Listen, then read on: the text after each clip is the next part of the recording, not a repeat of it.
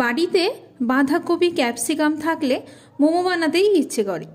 সত্যি বলতে দোকানের মোমো আমার একদম ভালো লাগে না। আর যেহেতু বাড়িতে বানাতে পারি তাই বাড়ির সবাই বাড়ির মোমোটাই বেশি পছন্দ করে আর তৃপ্তি করেও খায়। অনেকেই মোমো ঠিক মতো ফোল্ড করতে পারেন না। এই ভিডিওটি তাদের উদ্দেশ্যে, আশা করি এতে আপনাদের অনেক হেল্প করবে। ভেজ মোমো রেসিপি নেক্সট শর্টে দেব।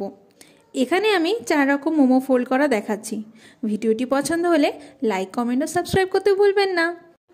আর যারা আমার ভিডিও রেগুলার দেখেন বা আমার সাবস্ক্রাইবার, আমার চ্যানেলটিকে সাবস্ক্রাইব করেছেন, তাদের অনেক অনেক ধন্যবাদ পাশে থাকার জন্য।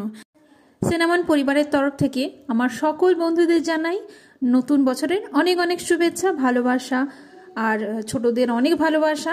সবাই ভালো থাকুন, সুস্থ থাকুন এই কামনাই করি। আর আমার চ্যানেলটিকে সাবস্ক্রাইব করতে ভুলবেন না। Thank you.